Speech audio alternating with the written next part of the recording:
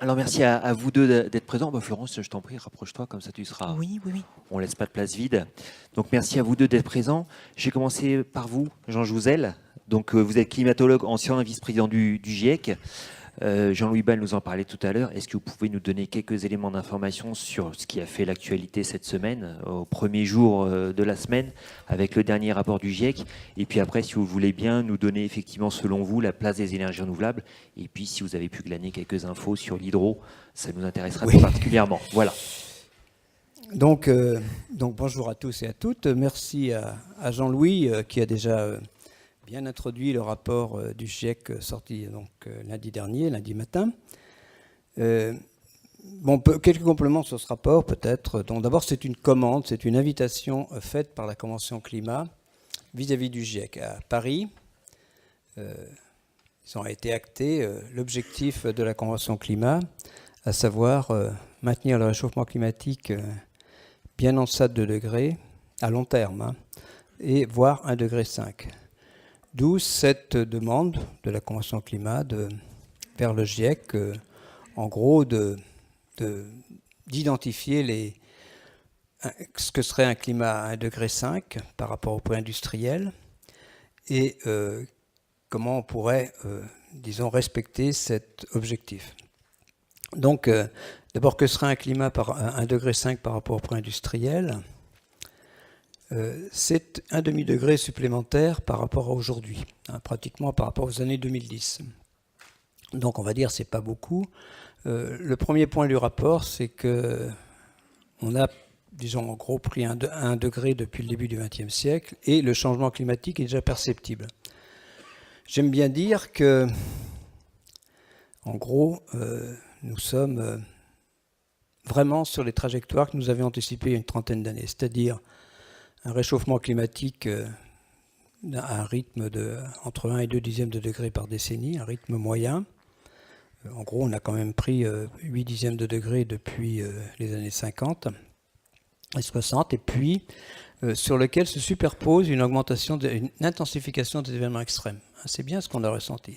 Et c'est vraiment le climat qu'on a aujourd'hui, c'est celui qu'on anticipait il y a une trentaine d'années. Donc effectivement, j'étais dans le GIEC comme vice-président du groupe scientifique, et donc j'ai vécu, je ne suis plus maintenant, Valérie Masson-Delmotte par exemple en France est dans ce groupe et coprésidente du groupe scientifique.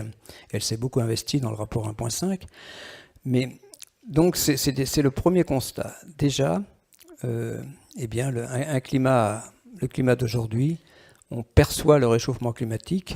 J'ai longtemps dit que dans nos régions, il n'était pas vulnérable. En fait, il n'était pas dangereux. En Europe, il y a des régions beaucoup plus vulnérables, mais on voit quand même que les incendies, comme ceux de l'an dernier au Portugal, comme bien sûr les canicules comme celle de 2003, ont fait quand même pas mal de victimes dans nos régions. Alors, deuxième point, 1,5 degré, c'est pas comme 2 degrés. Et là aussi, sur quels aspects ? Je ne vais pas être trop long, mais sur des aspects comme justement les événements extrêmes qui risquent de devenir plus extrêmes. Un exemple qui est simple, je pense assez simple, c'est que les records de température, en gros, augmentent 2 fois plus vite que la température moyenne. Et même 3 fois, ça c'est les records de température d'été, bien sûr. Et puis pour les nuits les plus froides, elles deviennent 3 fois, leur niveau bas va augmenter de 3 degrés, de 3 fois plus vite que le réchauffement. Donc ça, c'est déjà un premier point qui montre que le réchauffement climatique s'accompagne d'une intensification des extrêmes. C'est vrai aussi pour les inondations, l'intensification des précipitations et les cyclones. Il y a aussi beaucoup de conséquences sur l'élévation du niveau de la mer, 10 cm de plus à 2 degrés par rapport à 1,5 degré à la fin du siècle. On va dire que ce n'est pas beaucoup, ce sont quand même 10 millions d'habitants qui doivent quitter l'endroit où ils vivent. C'est pas neutre. Et ensuite, bien sûr, les écosystèmes qui sont fortement touchés. Par exemple, quasi-disparition des récifs coralliens à 2 degrés, alors qu'on peut en préserver quand même une partie, 20, 30, 40% à 1,5 degré. Oui, David, allez-y. Oui, pour lutter contre les émissions, justement, quelle est la place des énergies renouvelables ? Donc les chiffres ont été donnés par Jean-Louis. Je vais les redire en termes en termes d'émissions globales. Donc, si on fait, là, on est à peu près à plus de 50 milliards de tonnes, un peu au-delà de 50 milliards de tonnes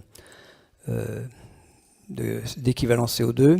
Si on ne faisait rien, on irait entre 65 et 70. Pour passer à 2 degrés, il faudrait passer à 55 en 2030, hein, tout ça en 2030. Non, disons, avec l'accord de Paris, on va vers 55 en 2030. Pour passer à 2 degrés, il faudrait aller à 40, c'est-à-dire qu'on est parti pour augmenter de 10%, alors qu'il faudrait diminuer de 20%. Et pour 1,5 degré, c'est plutôt entre 25 et 30, c'est-à-dire pratiquement une division par 2, mais une division par 2 pratiquement en 10 ans. Hein. Donc il faut bien comprendre.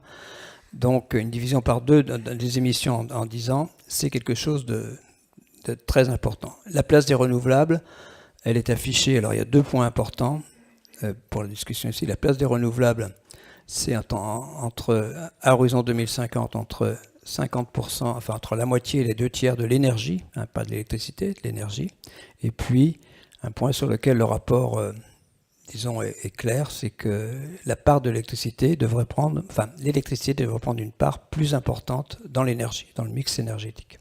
Est-ce qu'il y a des chiffres qui existent, s'agissant plus particulièrement encore de l'hydroélectricité? Alors l'hydroélectricité, donc Jean-Louis a dit quelques chiffres, tu as surtout parlé de la France. Au niveau mondial, c'est aussi la première énergie électrique renouvelable. Donc c'est vrai, ce qui est vrai au niveau français l'est au niveau mondial.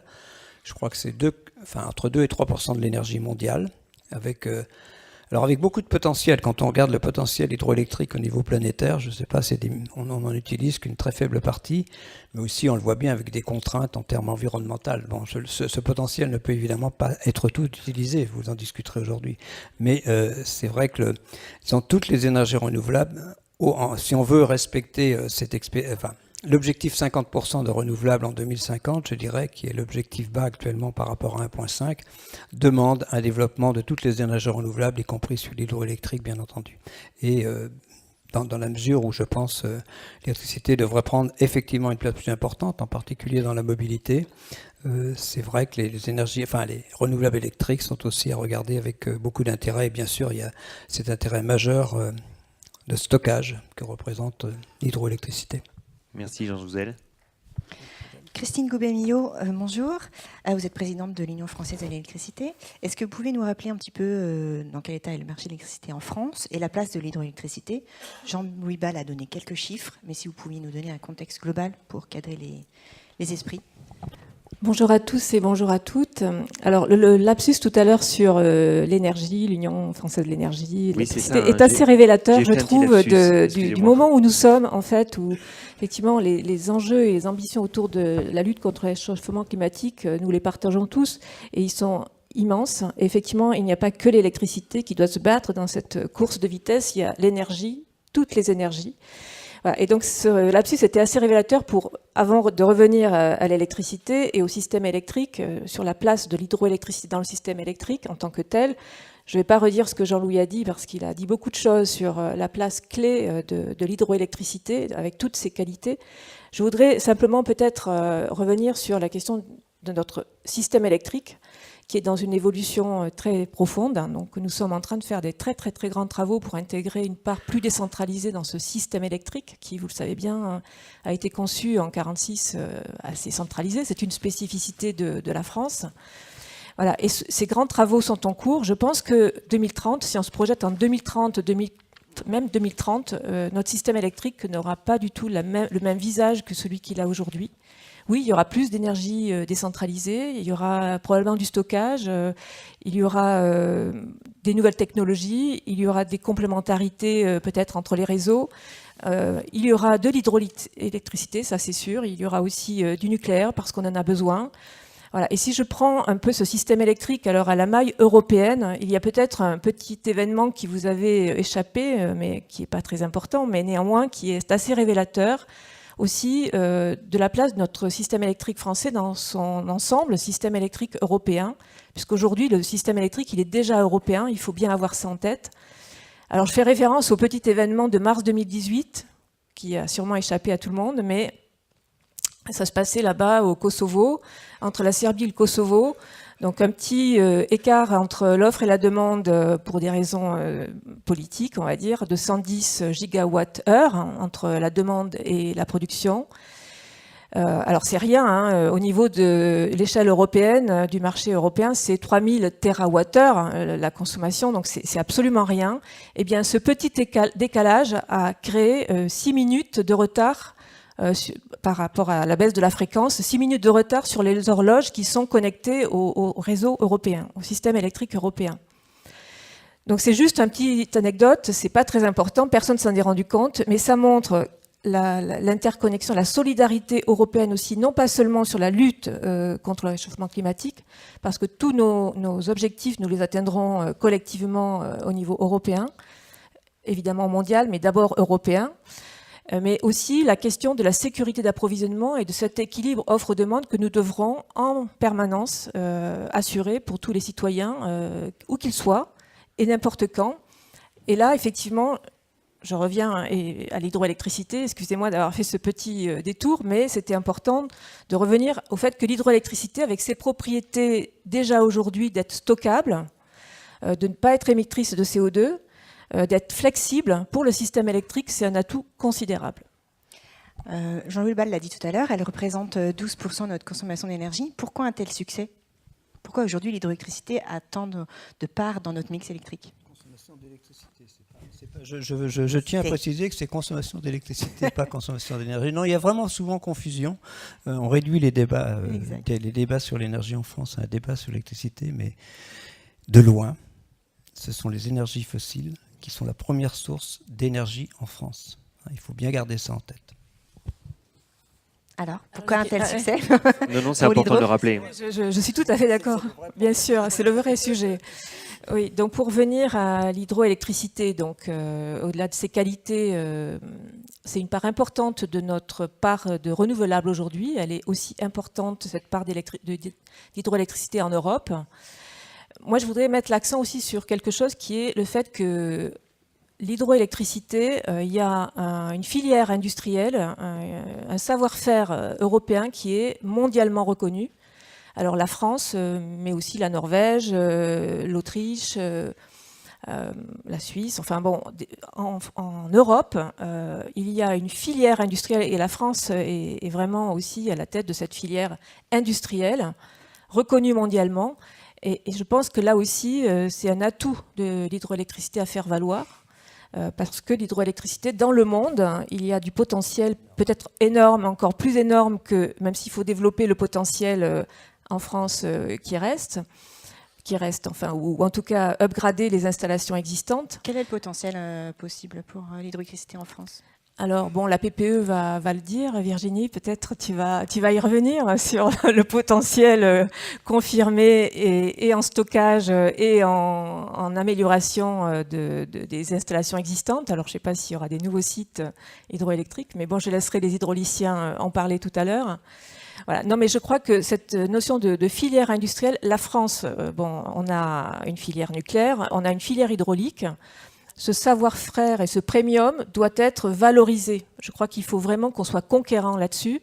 Après, sur les filières nouvelles ENR, il faut effectivement que l'on investisse pour aussi prendre la main sur les créations d'emplois, sur l'accompagnement des territoires, par rapport à toute la problématique de ces nouvelles filières donc offshore, éolien, solaire, où il n'y a pas de raison que l'Europe, alors il faut peut-être regarder le sujet au niveau Europe, et la France ne gagne pas, voire les batteries pour les véhicules électriques, voire on n'est pas des filières industrielles conquérantes. Et ça, c'est un gros sujet collectif de préoccupation sur lequel on doit vraiment s'attacher tous ensemble.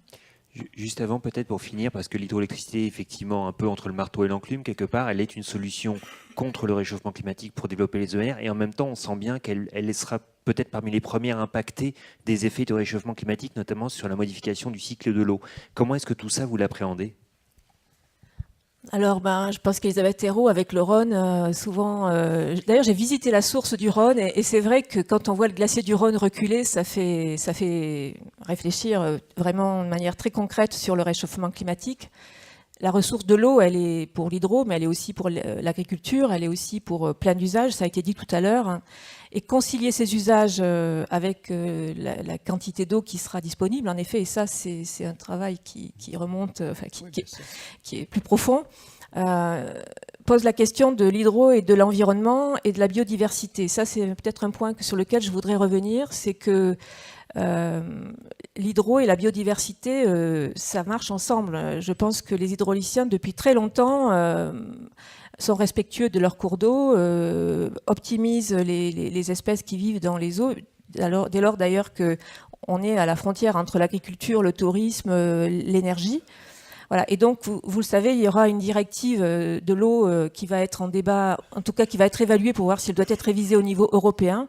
Et donc, en effet, l'Union française de l'électricité sera très attentif à ce qu'il y ait un équilibre entre la dimension environnementale, économique, énergie, au regard de toute l'importance de cette filière hydro dans le mix énergétique et pour le système électrique. Donc, effectivement, la question de l'équilibre, il est clé pour qu'effectivement, il y a de nombreux exemples où on peut montrer que upgrader une installation hydroélectrique a aussi amélioré la performance environnementale.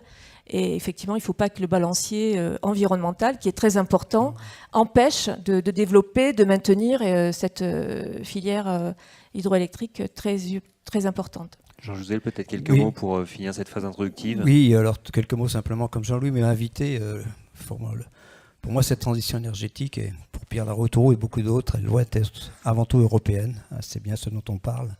Et donc, on a effectivement, quand on regarde au niveau de l'Europe, cette transition, elle ne peut que se construire que sur des investissements très importants. La Cour européenne des comptes parle de 1000 milliards chaque année, à peu près 2% supplémentaires, entre 2 et 3% supplémentaires dans chaque pays par rapport, disons, du PIB.